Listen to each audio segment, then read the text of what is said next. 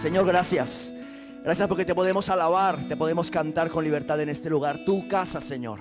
Qué privilegio, Señor, formar parte de tu familia, de tu pueblo, Señor. Y te damos las gracias porque nos has provisto todo lo necesario para estar en este lugar en esta mañana. La salud, el tiempo, los recursos, todo lo necesario, y podemos cantarte y adorarte, Señor. Gracias. Y también te damos las gracias por tu palabra, Señor, que vamos a escuchar en esta mañana. Háblanos, enséñanos, Señor, instrúyenos. Que tu palabra en esta mañana, Dios, nos renueve, nos levante, nos dé sabiduría, nos guíe, Señor. Cumple tu propósito con ella en nuestras vidas, en el nombre de Jesús. Amén. Tomar asiento ahora sí, hermanos. Bienvenidos todos en esta mañana. ¿Alguien nos visita por primera vez en esta mañana? ¿Hay alguien que venga por primera vez? Me gustaría ver tu mano levantada, saludarte. ¿Todos ya habéis estado por lo menos una vez? Pues muy bienvenidos y bienvenidas también. Veo visitas por allí. Bienvenida. Veo bastantes hermanos de Madrid que nos visitan. Bienvenidos también. Esperamos que disfrutéis entre nosotros en esta mañana. Seguro que ya lo estáis haciendo, ¿verdad? Con el tiempo de alabanza y la adoración, que es una bendición. Y antes de ir a la palabra, quisiera solamente reforzar un anuncio que estamos insistiendo desde el año pasado que tome forma, y es nuestro tiempo de compañerismo previo a la Santa Cena. Recordad que el año pasado estuvimos hablando mucho acerca de la unidad y creamos este espacio, un espacio para compartir, para tomar un café juntos, para conocernos, para fomentar la unidad. Así de que te animo que el próximo domingo desde las 10 de la mañana te vengas. Ya sabéis de dónde es el café que se toma en esta iglesia, ¿vale? No lo vamos a recordar, pero esta iglesia está buscando lo mejor siempre. Lo mejor de lo mejor. Así que te esperamos el próximo domingo. Y recordar que finalizando la reunión tendremos nuestra asamblea, nuestra reunión de miembros. Y como decía la semana pasada, ¿quiénes son miembros de esa congregación? Todos aquellos que antes eran miembros de Ebenezer, ¿vale? Que estaban plenamente vinculados a la membresía, son miembros de nuestra iglesia. Los que vinieron de la iglesia de Madrid a servir entre nosotros y ya eran miembros en Madrid, son miembros de nuestra iglesia. Y los que han cursado el discipulado durante este año y se han bautizado son miembros de la congregación. Estáis todos invitados a formar parte de esta reunión, ¿de acuerdo? Muy bien, pues vamos a la palabra. Tenemos como lema este año: me seréis testigos. Y creo que nadie tiene duda de que la voluntad de Dios es buena, es agradable y es perfecta para su iglesia. Así hemos titulado en esta mañana este pasaje: buena, agradable y perfecta. Voy a leer solamente 2 versículos que nos van a dar el enfoque necesario para compartir cinco puntos que os quiero compartir en esta mañana. 5 consejos de parte de Dios para nosotros como iglesia y también para tu vida como creyente. Dice la palabra del Señor: así que, hermanos, os ruego por la misericordia de Dios que presentéis vuestros cuerpos en sacrificio vivo, santo, agradable a Dios, que es vuestro culto racional.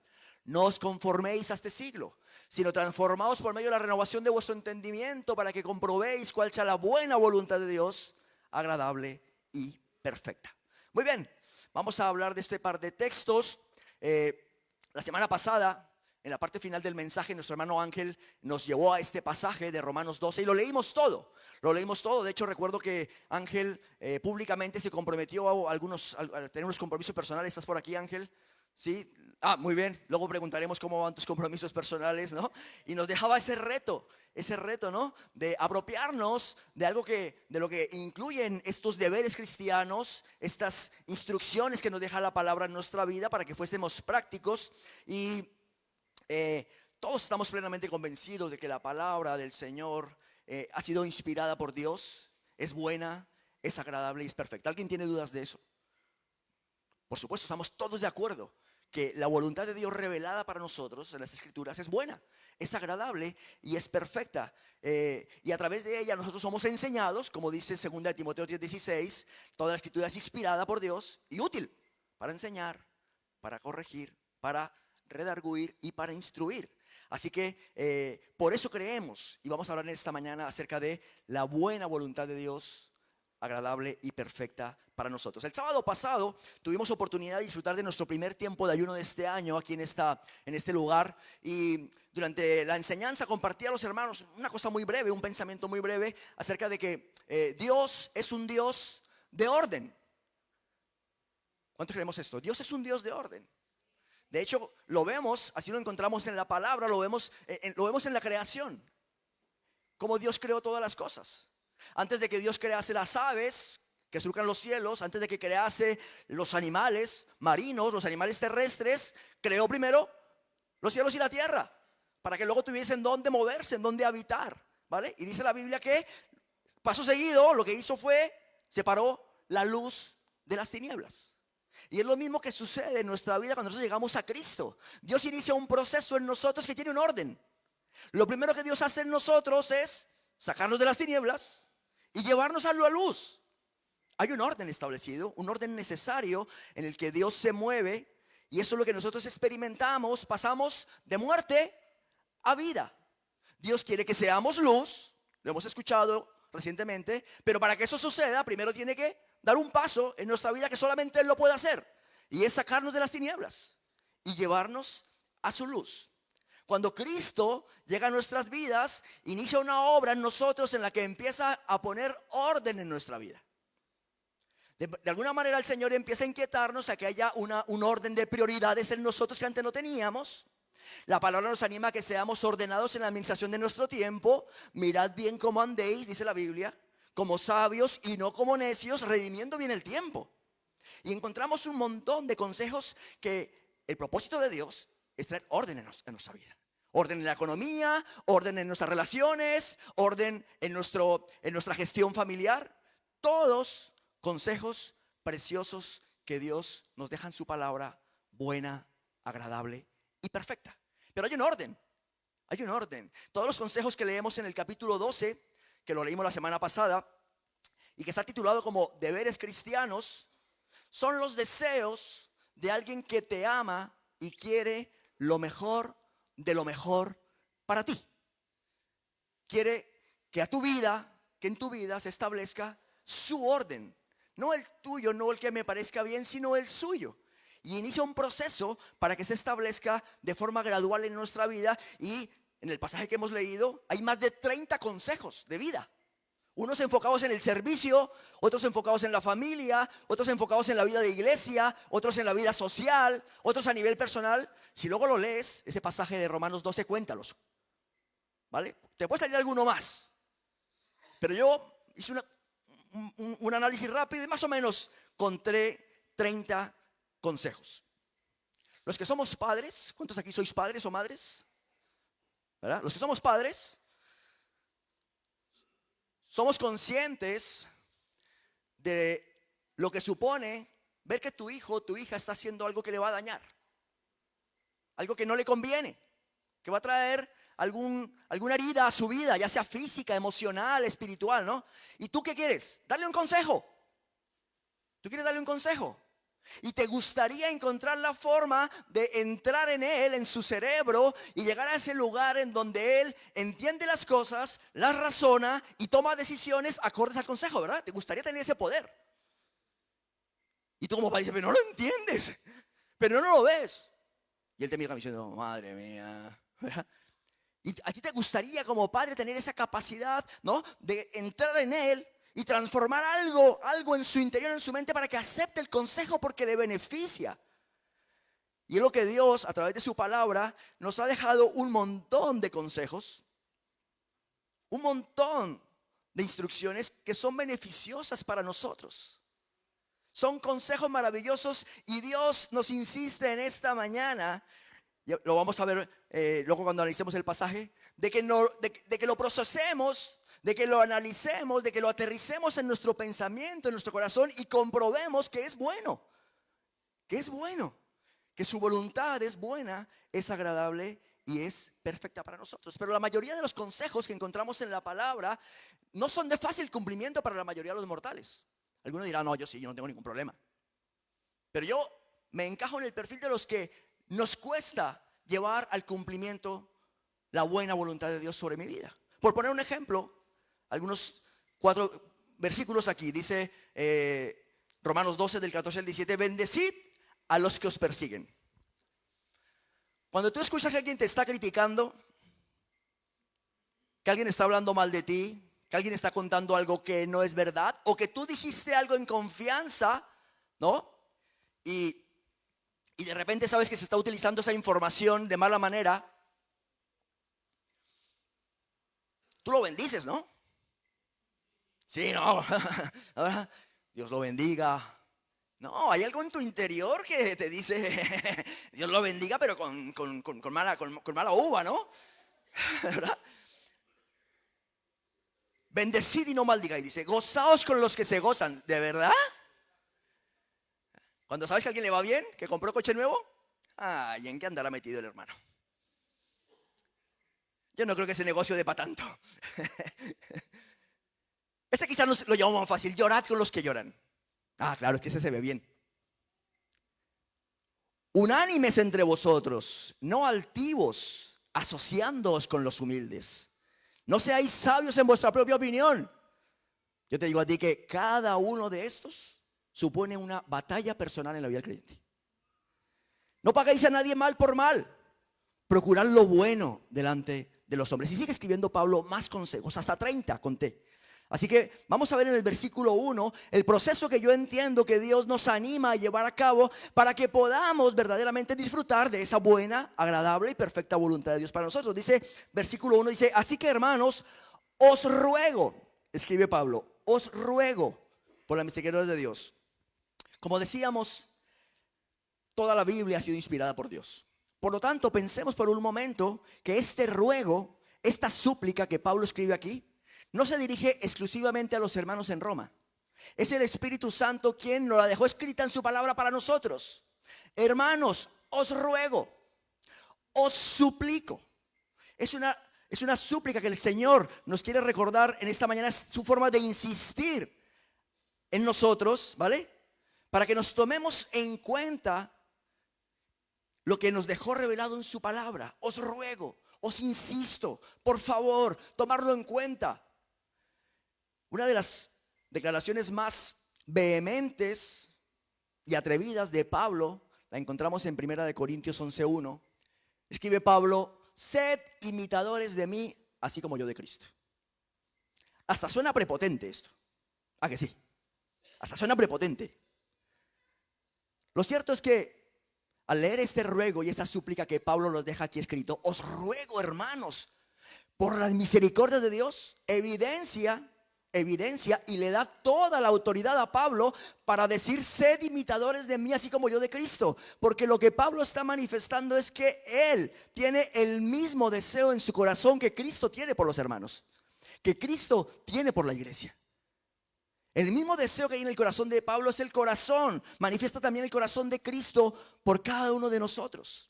Por lo tanto, primer consejo en esta mañana, necesitamos desarrollar el mismo corazón. El mismo corazón que Cristo tiene para con su iglesia. Porque grandes consejos que encontramos en la palabra son para ser desarrollados en la vida de iglesia. Y si no tenemos el mismo corazón que tenía Pablo para con los hermanos, si no tenemos el mismo corazón que tiene Cristo para con su iglesia, va a ser imposible llevarlos al cumplimiento. Va a ser prácticamente imposible. Todos los deberes cristianos, como titula en varios pasajes de la Biblia, deberes cristianos, la vida que agrada a Dios, la nueva vida en Cristo, deberes hacia los demás, todos son titulares que encontramos en la Biblia y que tienen su primer campo de acción en la iglesia. Por lo tanto, nuestro corazón, hermano, tiene que estar alineado con el corazón de Cristo en cuanto a lo que supone la iglesia. ¿Qué está rogando Pablo a los hermanos? Mira lo que dice el pasaje. Hermanos, el amor sea sin fingimiento. Aborrecer lo malo, seguid lo bueno. Amaos los unos a los otros con amor fraternal. En cuanto a honra, prefiriendo los unos a los otros. En lo que requiere diligencia, no perezosos, fervientes en espíritu. Veo algunas caras aquí que ya están perdiendo la efervescencia en el espíritu. Sirviendo al Señor, gozosos en la esperanza, sufridos en la tribulación, constantes en la oración, compartiendo para las necesidades de los santos, practicando la hospitalidad. Esto es un corazón alineado con el corazón de Cristo. Un corazón que ama a la iglesia. Un corazón que ama a los hermanos. Necesitamos nosotros en este tiempo, hermanos, si queremos cumplir nuestro propósito, nuestro enfoque de este año, me seréis testigos. Necesitamos alinear nuestro corazón con el corazón de Cristo en lo que tiene que ver con la iglesia. Porque ¿a dónde vas a llevar a las personas a quien tú prediques, a quien tú seas testigo? A la iglesia. A la iglesia. Cuando tú conoces a alguien y ves la oportunidad de predicar el evangelio, cuando detectas una necesidad y sabes que la solución está en Cristo, ¿a dónde piensas que es el siguiente paso llevarle? A la iglesia. Es así. Por lo tanto, necesitamos desarrollar ese corazón que hubo en Pablo. Sed imitadores de mí, escribe Pablo, así como yo de Cristo. ¿Por qué? Porque Pablo, al igual que Cristo, amaba a la iglesia. Amaba a la iglesia. En 2 de Corintios, capítulo 11, Pablo narra todos los padecimientos que él ha tenido que experimentar a causa del evangelio. Ha sido castigado con varas. Le han pegado, le han dado 40 azotes menos uno, 2 veces los judíos. Ha estado en prisiones, ha estado en naufragios. Y dentro de todo esto, él dice, además se suma mi preocupación por las iglesias. Un corazón perfectamente alineado con el corazón de Cristo. Necesitamos desarrollar ese mismo corazón hacia la iglesia. ¿Cómo es tu oración por la iglesia? ¿Cómo oras tú por la iglesia, hermano, hermana? Algunos estarán pensando, viva, ¿hay que orar por la iglesia? ¿Quieres escuchar la oración de alguien que tiene un corazón perfectamente alineado con el corazón del maestro? Mira cómo ora Pablo. Efesios 3, 14 al 19 dice, por esta causa doblo mis rodillas ante el Padre de nuestro Señor Jesucristo, de quien toma nombre toda la familia en los cielos y en la tierra. ¿Para qué? Esa es su oración. Por eso doblas tus rodillas. Pablo dice, para que os dé, conforme a las riquezas de su gloria, a ser fortalecidos con poder en el hombre interior por su espíritu, para que habite Cristo por la fe en vuestros corazones, a fin de que arraigados y cimentados en amor seáis plenamente capaces de comprender con todos los santos cuál sea la anchura, la longitud, la profundidad y la altura, y de conocer el amor de Cristo, que excede a todo conocimiento, para que seáis llenos de toda la plenitud de Dios. Wow, ole, qué oración. Qué oración. ¿Cómo es tu oración por la iglesia? ¿Cómo es nuestra oración por la iglesia? Es evidente la preocupación que Pablo tiene por la condición espiritual de los hermanos. Su mayor anhelo, según vemos en su oración, es que los hermanos sean capaces ¿de qué? De entender la magnitud, la grandeza del amor de Dios que excede a todo conocimiento. Nunca llegaremos a entender la forma en la que el amor de Dios nos alcanzó. Que habite Cristo en sus corazones. ¿Para qué? Para que estemos perfectamente alineados con Él.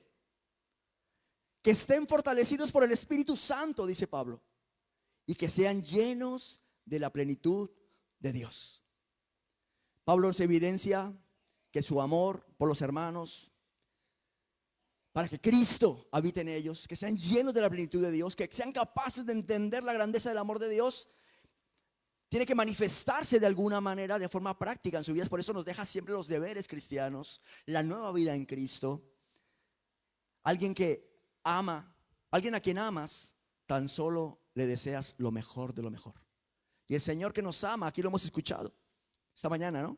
Cuando leía Gabriela, cómo Cristo se entregó por amor. Alguien que nos ama quiere lo mejor de lo mejor para nosotros. Y no hay nada mejor, hermano, hermana, visitante, amigo, no hay nada mejor, nada supera la perfecta, buena y agradable voluntad de Dios para tu vida. Y esto es lo que le ruega Pablo a los hermanos, que vivan esa voluntad revelada en su palabra. Dice Pablo, o mejor, nos dice el Espíritu Santo en esta mañana, que ese ruego se sustenta ¿en qué?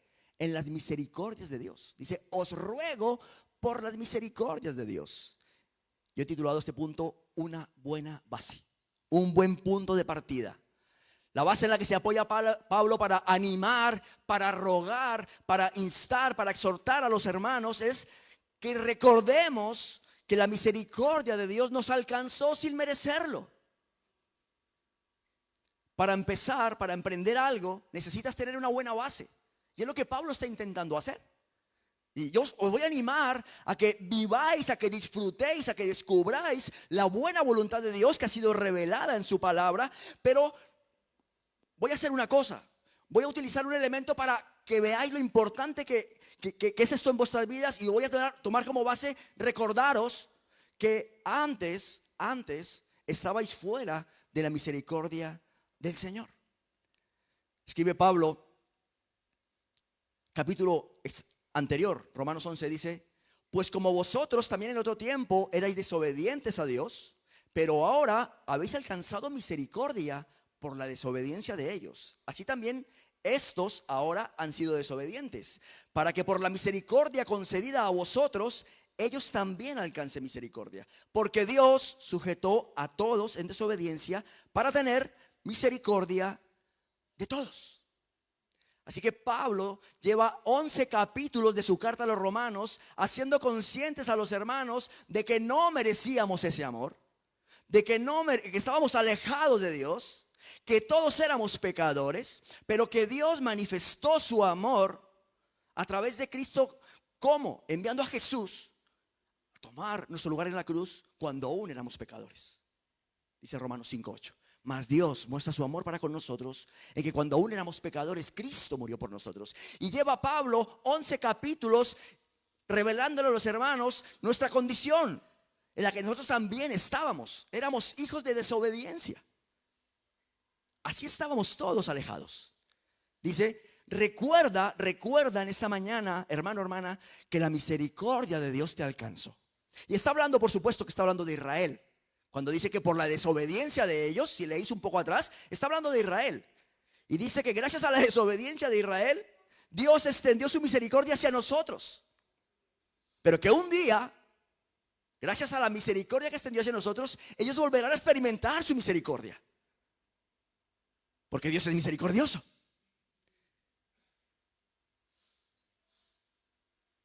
Así que Pablo dice a los hermanos: tenéis una buena base.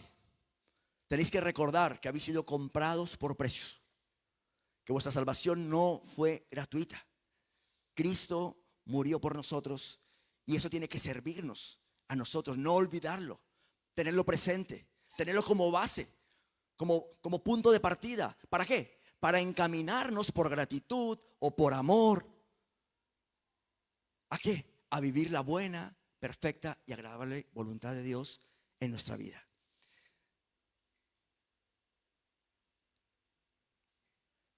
Dice Pablo, está intentando hacer esto con los hermanos, que entiendan que no es suficiente con entender las explicaciones doctrinales que les ha hecho. Cuando llega aquí dice: os pido, os ruego por la misericordia de Dios. Así pues, hermanos, os ruego. Les está insistiendo, les está haciendo ver que no es suficiente con entender la doctrina. Ya se lo ha explicado todo lo que tienen que saber en cuanto a la salvación, en cuanto al pecado, en cuanto a que somos salvos por fe. Y les dice: no es suficiente con que entendáis las explicaciones. Es necesario que nuestro conocimiento se transforme en conductas. Es necesario mostrar en nuestra vida diaria que confiamos en la palabra de Dios. De nada sirve tener el conocimiento, saber que Dios me ama, saber que Cristo murió por mí, entender grandes profundidades teológicas, si no se transforma en cambios en nuestra conducta. Debemos, y es lo que el Señor espera de nosotros, que depositemos toda nuestra confianza en su palabra. Cuando obedecemos su palabra, cuando actuamos consecuentemente a sus enseñanzas, lo que estamos es mandándole un mensaje al Señor: confío en ti, confío en tus palabras. Una relación se sustenta en la confianza. A veces hablo esto con mi hija pequeña. Cuando vamos de camino al cole, no quiere que la acompañe al cole, porque ya está grande, ¿no? Pero recientemente salíamos de mañana porque cuando es su hora de salida todavía estaba oscuro. Y entonces yo salía con ella y la acompañaba de camino al cole, ¿no? Intento tener conversaciones con ella de camino al cole. Y yo le decía esto. Yo le decía acerca de la importancia de la confianza. Utilizas como padre estrategias de decirle a tu hijo: no, a mí me cuenta lo que pasa en tu cole. ¿Sabes qué? Y esto sí que es verdad. Un profe nos escribió diciendo: hay mucho desorden en la clase. Los chicos no están atentos. Por favor, habla con vuestros hijos. Y yo hablo con ella y le digo: oye, ¿qué pasa con esto? No, papá, ese no era yo. ¿Esa no era yo? Digo: el profe ha puesto para todos. ¿Ves que todo se sabe? Yo confío en ti. Le digo, yo confío en ti, en lo que tú me digas, pero no puedes dañar nuestra confianza. No puedes romper nuestra confianza. Cuando el Señor nos dejó su palabra, sus instrucciones, lo hizo ¿por qué? Porque confió en nosotros. Confió en que nosotros nos íbamos a tomar en serio ese modelo de vida, esas indicaciones, ese nuevo modelo de establecer prioridades, de administrar el tiempo, de darle el lugar a la iglesia que Cristo le dio a la iglesia, de alinear nuestro corazón con los deseos que hay en el corazón de Cristo. Esa es la confianza que el Señor tiene en nosotros. No le faltemos a la confianza. Una relación saludable se sustenta en la confianza. Lo que creemos determina nuestro comportamiento. Si yo creo que Dios no me ve todo el tiempo, seguramente permitiré la mentira en algunos momentos de mi vida.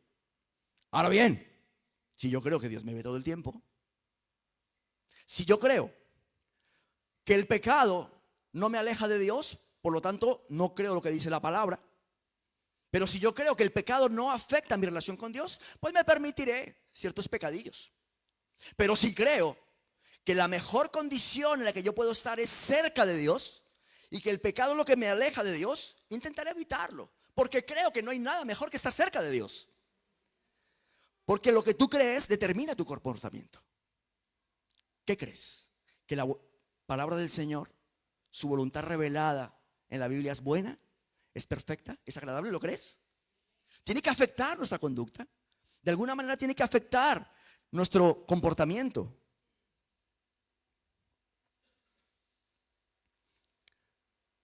Pablo, después de intentar hacer conscientes a los hermanos, rogándoles, haciéndoles conscientes de las misericordias de Dios, y antes de decirle los consejos de vida práctica, les dice lo siguiente: que presentéis vuestros cuerpos en sacrificio vivo, santo, agradable a Dios. Vida agradable. Cuando aceptamos la voluntad de Dios para nuestra vida, de alguna manera estamos muriendo. Estamos muriendo a nuestros deseos, a nuestro yo, pero estamos viviendo para Cristo. Que presentéis vuestros cuerpos en sacrificio vivo, santo, agradable a Dios. El mejor ejemplo que tenemos es Cristo, como en todas las cosas. Él se entregó en sacrificio y murió, pero resucitó. Está en el cielo como un sacrificio vivo, santo, agradable para Dios por siempre. En principio, cuando a ti te hablan de morir a algo que tú quieres, no hay una sensación agradable. Morir no parece nada atractivo. Pero en términos espirituales, y si seguimos el modelo de Cristo, la Biblia nos demuestra que morir a algo que nos apetece, pero que Dios establece como malo para nuestra vida, ese primer paso puede que no sea tan atractivo. Negarte a algo, morir a algo. Pero la Biblia dice que ese paso de obediencia, ese acto de confianza en el Señor, se traduce en gozo para tu vida. La Biblia nos dice que Jesús, por el gozo puesto delante de Él, soportó la cruz. Cuando morimos a algo para vivir la voluntad de Dios, entonces es cuando comprobamos que la voluntad de Dios es buena, es agradable y es perfecta. Si no estamos dispuestos a dar ese paso de confianza, a morir a algo, no vamos a experimentar el gozo. No lo vamos a poder experimentar. Por eso Pablo termina diciendo, para que comprobéis, para que tengáis el testimonio de que esto es lo mejor. Pero tenéis que hacer algo. Presentarte como sacrificio vivo, santo, agradable a Dios. Romanos 6:11 dice: así también vosotros, considerados muertos al pecado, muerto a algo, pero vivos para Dios en Cristo Jesús, Señor nuestro. La semana pasada hablaba con un hermano y me estaba compartiendo que está buscando trabajo, está en una búsqueda activa de empleo. Eso de activo suena a emprendedores, ¿no? Sí, ¿no? Total. Hablo mucho contigo, Fabián, ¿eh? Está en un proceso de búsqueda activa de empleo. Y entonces estábamos hablando y me estaba comentando de qué manera ya había pasado un proceso de selección, está muy ilusionado con un trabajo. Y entonces le citaron una vez más para una entrevista ya en las oficinas. Había hecho una entrevista online, había mandado su currículum, entonces se presenta una entrevista. Y cuando llega allí a la empresa, él ve los coches de la empresa que están todos rotulados, ¿no? Y él pues no se le había ocurrido buscar qué más información había en la empresa, en la página web. Había buscado algunas cosas, pero no había buscado la página web de la empresa. Entonces, en ese momento le llaman a la entrevista y el que va a ser su jefe posiblemente, le dice, ¿has mirado la página web de la empresa? Y él me decía, wow. Automáticamente a mi mente vino, lo mejor es decir que sí, porque estoy interesado, ¿no? Pero no lo había hecho. Y entonces dijo, pues no, la verdad es que no. No, lo siento, pero yo no la he mirado. No la he visto. Y el hombre le dijo, has empezado con buen pie, porque no tenemos página web. ¿Ah? Dijo, si me hubieras mentido, tendríamos un problema. Y entonces yo le recordaba este pasaje, ¿no? Comprobar que la buena voluntad de Dios es agradable y es perfecta para tu vida. Por lo tanto, ese es el reto para nosotros, alinear nuestro corazón con Cristo. Vida agradable delante de Dios. ¿Supondrá sacrificio? Sí. ¿Supondrá morir algo? Sí. Pero hay un gozo. Hay un gozo después. Y ese es el que Pablo anima a los hermanos. Les ruega que no se lo pierdan. Que no se lo pierdan. Y luego dice el versículo 2, la primera parte dice, no os conforméis a este siglo.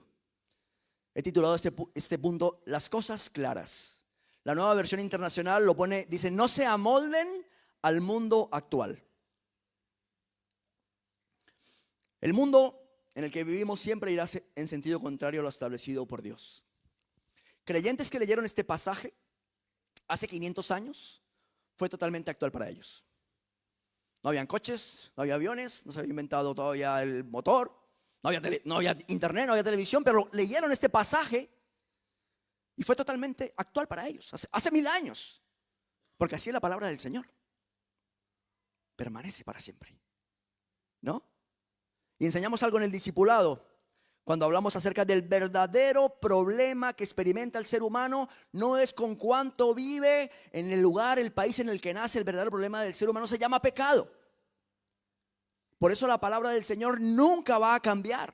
Jesús dijo, el cielo, la tierra pasarán, mi palabra no pasará. ¿Por qué? Porque si el problema es el mismo hace 1000 años, hace 2000 años, la solución es la misma, es Cristo. Y la palabra es la misma, no va a cambiar. Quien la escribió no está haciendo una nueva versión. No, nos dejó revelado la perfecta, buena, agradable voluntad de Dios para nosotros. Por lo tanto, es necesario que tengamos claro que nuestra ciudadanía no es de este mundo, dice la Biblia. No vivimos como ni para el mundo. Un ejemplo que desde que yo era pequeño siempre me ha impactado, y los que tenéis tiempo en el Señor lo sabéis, lo conocéis muy bien, es el ejemplo de Daniel. El ejemplo de Daniel. Todos sabemos cómo Daniel es llevado a tierra extraña, es llevado a Babilonia cautivo, ¿verdad? Siendo joven, es arrancado de su familia, sacado de su entorno natural, ¿verdad? Es llevado como esclavo y él tendría, digamos, todas las papeletas a favor para decir, es que me tocaba, ¿no? ¿Qué iba a hacer? ¿Qué iba a hacer? Me estaban presionando, me estaba jugando la vida. Pero si algo recordamos nosotros de Daniel, de su historia, es como, dice Daniel, el libro de Daniel en el capítulo 1, versículo 8, dice, Daniel propuso en su corazón no contaminarse con la porción de la comida del rey, ni con el vino que él bebía. Pidió, por tanto, al jefe de los eunucos que no se le obligase a contaminarse. Daniel tomó una decisión. No me voy a amoldar a esta cultura. Lo tenía todo para justificarle. Estaba solo, era joven, se estaba poniendo en juego su vida, pero él decide no contaminarse. Para él, en este caso, habla de la comida y del vino, porque para los judíos, para los israelitas en aquel entonces, era totalmente prohibido consumir cualquier cosa que hubiese sido sacrificada o dedicada a los ídolos. Y era la práctica habitual de las culturas paganas. Los sacrificaban todo a sus ídolos. Por lo tanto, Daniel, que conoce que la voluntad de Dios es buena, es perfecta y es agradable, aún a riesgo de perder la vida en ese momento, se posiciona y dice, no me voy a contaminar. Y llama al encargado y le dice que no, por favor, que no le obligue a contaminarse con la comida del rey, y conocemos la historia. Dios respaldó su decisión. Dios respaldó su iniciativa. Mi pregunta para nosotros sería, ¿qué de la filosofía o de lo aprobado por este mundo estás dando como bueno en tu vida? ¿Qué de lo que el mundo tiene establecido como bueno tú abrazaste, lo has hecho parte de tu vida, lo ves bueno, ya bueno, tampoco pasa nada? No os conforméis, no os amoldéis a este mundo, dice la palabra del Señor. Hace 1000 años decía lo mismo, hermanos. Hace 2000 años era el mismo consejo para los creyentes de entonces. El mundo siempre irá en sentido contrario a lo establecido por Dios. Y necesitamos alinear nuestro corazón con lo que hay en el corazón de Cristo. Tenemos que tener las cosas muy claras acerca de lo que el Señor dice del mundo. ¿Para qué? Para que tomemos decisiones acertadas. ¿Qué dice la Biblia acerca del mundo? Dice Primera de Juan: no améis el mundo ni las cosas que están en el mundo. Si alguno ama al mundo, el amor del Padre no está en él. Porque todo lo que hay en el mundo, los deseos de la carne, los deseos de los ojos, la vanagloria de la vida, no proviene del Padre, sino del mundo. Y el mundo pasa y sus deseos, pero el que hace la voluntad buena, agradable y perfecta de Dios permanece para siempre. ¡Wow! ¡Qué pasaje precioso este! Si alguien en la Biblia tiene las cosas claras, y me encanta, es Santiago. Lo comentábamos el sábado pasado también en el culto de ayuno, ¿no? Santiago es una persona supremamente práctica. Para él, la fe en Cristo se tiene que demostrar con hechos y actitudes. La fe sin obras está muerta, ya está. O sea, Santiago no se anda con rodeos. Santiago lo dice todo muy claro y me encanta. Mira lo que dice Santiago: oh almas adúlteras, ¿no sabéis que la amistad del mundo es enemistad contra Dios? Cualquiera que quisiera ser amigo del mundo se constituye enemigo de Dios. Wow, así, sin anestesia, ¿verdad? ¿Amas el mundo? Adúltero. No puedes servir a dos señores. O amas a uno o amas al otro. Así de sencillo. Me encanta Santiago. Si quieres sentirte confrontado con la palabra, léete Santiago. Y sigue diciendo Pablo en la segunda parte del versículo, dice: transformaos por medio de la renovación de vuestro entendimiento. Cuidar la mente. El mundo quiere controlar nuestra mente, pero Dios quiere transformarla, hermanos. Si el mundo controla nuestra mente, seremos conformados al modelo del mundo. Por eso el consejo es: no os amoldéis a este mundo, transforma tu mente. Si el mundo controla nuestros pensamientos, vamos a amoldarnos al modelo del mundo. Es así de sencillo, ¿no? Pero si Dios controla nuestra mente, nuestro pensamiento, seremos transformados a su imagen. Y es lo que Dios quiere hacer de nosotros. El mundo constantemente, somos conscientes de esto todos los días de nuestra vida, ejerce presión. ¿Para qué? Para que el creyente se amolde a su filosofía, a lo que el mundo establece como bueno. Pero el creyente nacido de nuevo, sabe que Dios ha puesto en él el Espíritu Santo. Y el Espíritu Santo está ejerciendo presión de dentro hacia afuera para transformarte, para que no te amoldes al mundo. Lo importante es a quién le vas a prestar atención. Hay presión y nosotros estamos en medio. El mundo te va a ejercer una presión con su filosofía, con sus teorías, con sus ideologías, con todo lo que tú quieras. Pero si tú naciste de nuevo, el Espíritu Santo está en ti. Y Él también está ejerciendo una presión de dentro hacia afuera, queriendo transformarte. ¿Para qué? Para que reveles con tu conducta, con tu carácter, el carácter de Cristo. La oración de Pablo era el ser fortalecidos con poder en el hombre interior por su espíritu. Lo leímos hace un momento. Que seamos fortalecidos con el espíritu en nuestro interior. Y es lo que necesitamos, hermanos, para poder vencer la presión que hay en este mundo. Pero necesito crecer en mi comunión con el Espíritu Santo.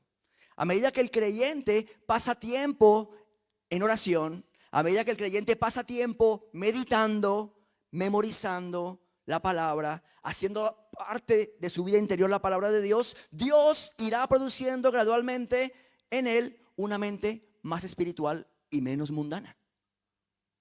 ¿Tiene sentido esto? ¿Sí, no?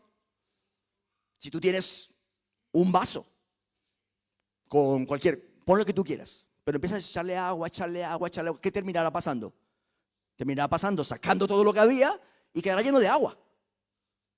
El Espíritu Santo mora en nosotros. Somos templo del Espíritu Santo. Pero dice la palabra, no contristéis al Espíritu Santo. ¿Cuándo lo contristamos? Cuando lo ignoramos. Cuando le olvidamos. Y Él quiere ejercer en nosotros una presión suave, delicada. ¿Por qué? Porque va acompañada de nuestro deseo de ser transformados. Y la palabra del Señor va calando en nuestra mente y toda la mentira del mundo se va quedando fuera porque está llenando tu mente con la palabra, con la verdad de Dios. ¿Para qué? Para que seamos conformados a la imagen de Dios y no amoldados a este mundo. Y ese es el reto para nosotros, hermanos. Todo lo que viene después, los 30 consejos, son consejos de vida. Pero si no empieza a haber un cambio aquí en nuestro interior, hermanos, dices, wow, qué bonito suena eso. No lo vamos a vivir nunca. Va a ser imposible. Efesios 4, 17 y 18 nos dice el problema que podemos experimentar si no renovamos nuestra mente, si no cuidamos nuestra mente. Dice, esto pues digo y requiero en el Señor, que ya no andéis como los otros gentiles, que andan como en la vanidad de su mente, teniendo el entendimiento entenebrecido, ajenos a la vida de Dios por la ignorancia que en ellos hay, por la dureza de su corazón, los cuales después que perdieron toda sensibilidad, se entregaron a la lascivia para cometer con avidez toda clase de impureza. Wow. Pablo nos advierte de las posibles consecuencias de no cuidar nuestra mente, de no estar renovando constantemente nuestra mente con la palabra y la intimidad con el Espíritu Santo. Y él está advirtiendo a los creyentes. Y él hace referencia a lo que ven los gentiles, a aquellos que están sin Cristo. Pero les está diciendo, cuidado, cuidado. Si no renováis vuestra mente, mira lo que le pasa al gentil. Mira cómo vive el gentil. Y descubre que hay algunos aspectos que debes de tener en cuenta. Dice, están en la vanidad de su mente. La misma palabra lo dice, vanidad de la mente. Una mente llena de cosas vanas, de cosas inútiles, superficiales, que no son la verdad. Ausencia total de la verdad. Y sabemos que solamente la palabra del Señor es verdad, que solo Cristo es la verdad.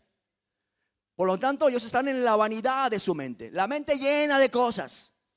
Ninguna es la verdad. Dice además que esa mente llena de banalidades les llevó a un entendimiento entenebrecido. ¿Qué quiere decir esto? Nuestra capacidad de comprender, de discernir entre lo bueno y lo malo, de tomar decisiones, necesitan la luz de Cristo. Pero si hay tinieblas, ¿qué va a pasar? Malas decisiones. Se necesita que nuestra mente esté llena de la luz de Cristo, no tener un entendimiento entenebrecido.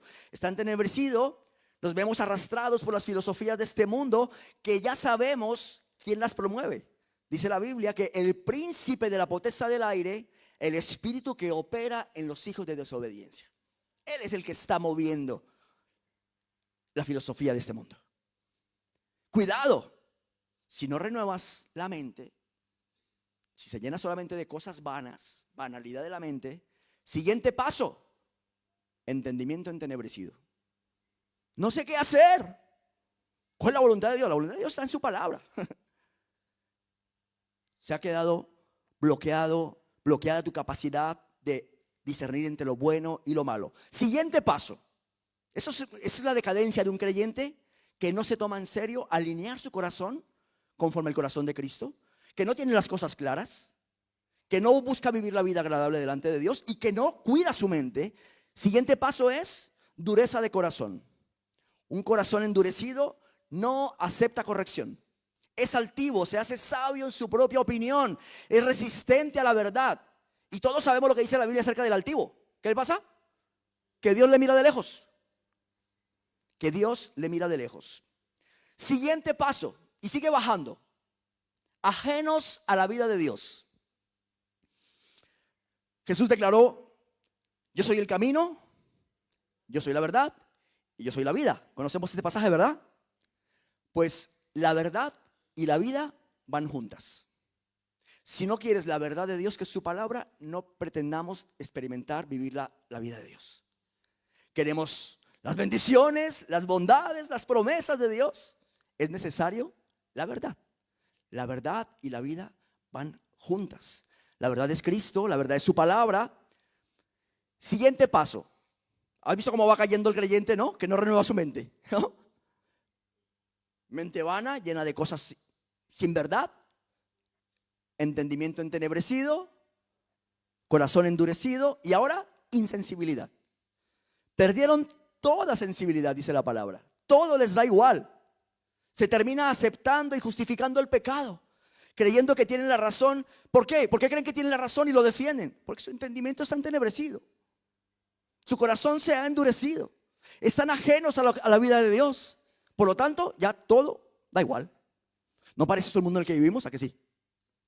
Pero cuidado, le está escribiendo Pablo a los creyentes. A los creyentes. Le está diciendo, tener cuidado. Tenéis que renovar vuestro entendimiento.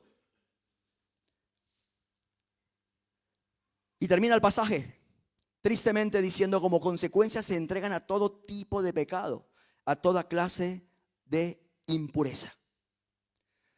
Es evidente que Pablo está muy interesado en la conducta del creyente, deberes cristianos, nueva vida en Cristo. Todo lo que vemos en la Biblia como consejos prácticos para nuestra vida. Pero el orden de Dios tiene que ver con que no llegaremos a vivir esa vida buena, agradable y perfecta si nuestro corazón no está alineado con el corazón de Cristo. Si nuestra mente no está siendo transformada y renovada constantemente por la verdad. Si no tenemos las cosas claras. Si no recordamos que el privilegio de estar formando parte hoy en día de su iglesia es porque el amor grande, la magnitud del amor de Dios nos alcanzó de forma sorprendente y milagrosa. Por eso, hermanos, es tan importante que tengamos en cuenta que Dios es un Dios de orden, que quiere que llevemos una vida agradable, pero que si no estamos dispuestos a presentarnos como sacrificio vivo, santo, agradable, si no estamos dispuestos a renovar nuestra mente para que podamos comprobar que su voluntad es buena, es agradable. Y termina así el versículo 2, dice, para que comprobéis cuál sea la buena voluntad de Dios, agradable y perfecta. Si es perfecta, es que no se puede mejorar. Algo que es perfecto, ya está. Es perfecto. No se puede mejorar. Si es buena, ¿para qué buscar otra? ¿Para qué nos ponemos a inventar? Si esto funciona bien, déjalo como está. Y dice la Biblia que es buena, que es perfecta y además que es agradable. Si es agradable, ¿por qué no disfrutarla? ¿Por qué no disfrutarlo? ¿Quién no quiere disfrutar de algo agradable?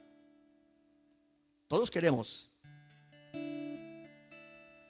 disfrutar de aquello que trae gozo, paz, estabilidad, confianza en nuestra vida. Y esa es la perfecta voluntad de Dios. Hagamos las cosas en el orden que Dios nos propone, iglesia. Él es un Dios de orden y quiere lo mejor para nosotros, sus hijos. Lo mejor de lo mejor. Es lo que el Señor quiere, lo mejor de lo mejor. Así que, ¿por qué no? Ahora terminando, le pedimos al Señor, Señor, yo quiero tener tu mismo corazón. Vamos a ponernos en pie, iglesia. Busquemos tener el mismo corazón del Maestro hacia la iglesia.